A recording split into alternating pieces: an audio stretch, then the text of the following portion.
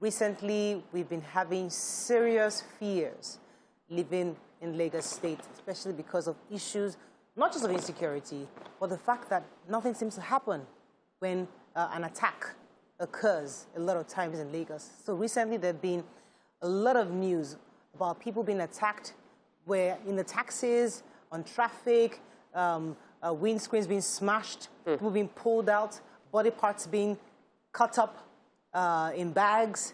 There was a recent one about a young woman who, according to her story, about 8 p.m. in Lagos, Lekki, she was pulled out of a taxi and then pulled into a different car. And they initially stabbed the driver of her taxi. And when they pulled her into a separate vehicle, they touched her breast and then saw that, oh, her breast is not big enough for what they need it for. So then she began to fight for her life. They stabbed her in the ear and her face, and I'm sure you see pictures in a minute. And then she struggled outside through the window and ran for her life. Now, these are experiences that many of us have. We know somebody that knows somebody. Like the stories are getting closer.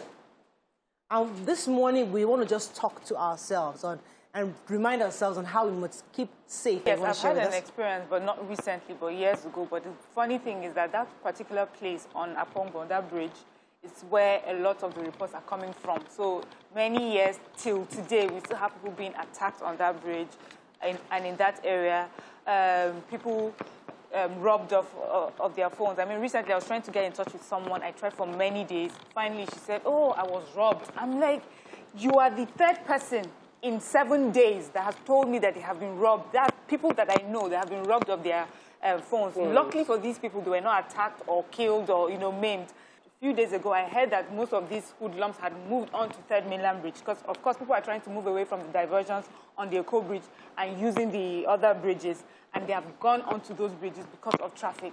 We need to do better. I know that the government cannot be everywhere, but you're hearing constantly from people their stories, and the least you can do really is make sure that there's security presence along that bridge, and we will scare them off at least. There was a time we used to have security on Third Mainland Bridge. They were there, quite spread out.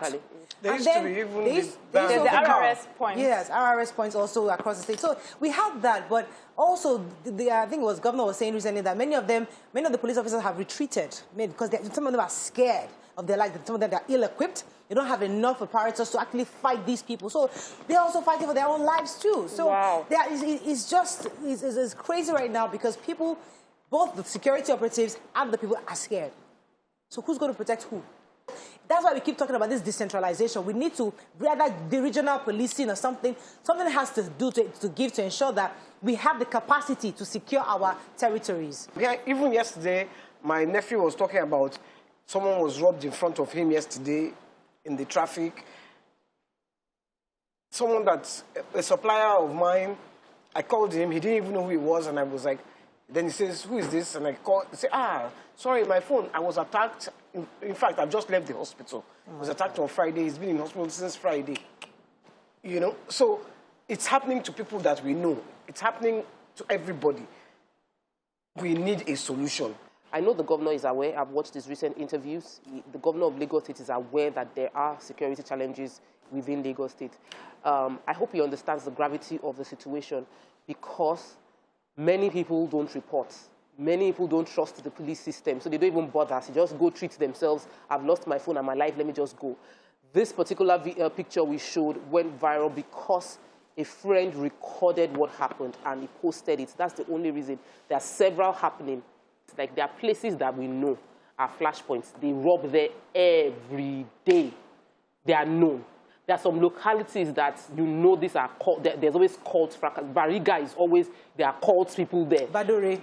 We know those areas. So when he cannot, the commissioner of police in Lagos State, the governor cannot be unaware. They are supposed to have security briefings. I watched this interview and they said the neighborhood watch gave reports on abandoned buildings and all of that. And for me, I'm like, if you have this information, then we plug the holes. I remember an interview with Fashola, former governor of Lagos, saying that they knew where these areas were, and they specifically got the trucks, the Hilux trucks, and put them in those areas so that there is a show of power. And then they had the, it wasn't blaring, but the lights would be rolling. So that area knows that this area is covered. You don't try yourself in this zone. That's how much you do this thing. We have Lagos State Neighborhood Watch. They are ill-equipped. We have They don't even have a capacity. They don't have a right to carry ammunition. They're not equipped for that work. Their own job is neighborhood watch, just riding your bicycle around to be observing and then giving intelligence. But the point is, what we need is more than that. Yes. We need proper security who are armed, because our state is too large. It's like almost the whole country. But 20 million people. Defense. Every family should donate one person there to used security. To be a time when you hear streets have vigilantes. Yeah. I think that's where we'll finally end up going. Maybe I should go and buy that put inside the car. Yes. We will now in our area, there were vigilantes. Yes. You know, there were every night during that insecurity issue, during the NSAS, because people were just robbing.